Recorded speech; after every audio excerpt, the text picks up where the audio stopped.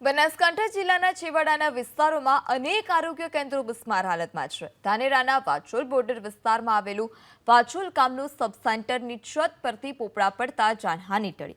અચાનક પોપડા પડતા જ આરોગ્ય કેન્દ્રનું જે સામાન હતું તેને નુકસાન પહોંચ્યું છે।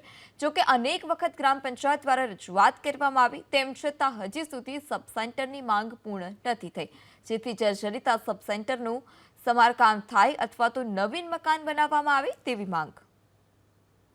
ધાનેરાના વાછોલ ગામમાં જે પંચાયતે આપેલું આરોગ્ય કેન્દ્ર છે તે જર્જરિત છે। ગઈકાલે પોપડા પડ્યા હતા, તમે જોઈ શકો છો તે પ્રમાણે જ આ જગ્યાએ પોપડા પડતા જાનહાનિ ટળી હતી। મહત્વની વાત છે કે જે રીતે રાજ્યમાં આરોગ્ય કેન્દ્રની હાલત ક્યાંક ખંડેર તો ક્યાંક જર્જરિત જોવા મળતી હોય છે, તો બીજી તરફ તમે જોઈ શકો છો તે પ્રમાણે આ રીતે જે પોપડાઓ છે તે પડતા હોવાથી ક્યાંક જે દર્દી હોય કે પછી આરોગ્યકર્મી હોય તેને નુકસાન થતું હોય છે, પરંતુ આ રીતે જે જર્જરિત અને ખંડેર હાલતમાં આવેલી જે CHC હોય આરોગ્ય કેન્દ્ર હોય ને તેને તાત્કાલિક રિપેર કરવામાં આવે તેવી માંગ ઉઠી છે।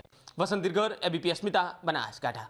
એટલે અંદરના ભાગમાં છે રૂમ છે ને, જો ડૉક્ટર બેસે છે ત્યાં એ પડી ગયા છે, ઉપરથી પોડા પડે છે, અંદર બેસે ડૉક્ટર બેસે તો લાગે તો મરી જવાય।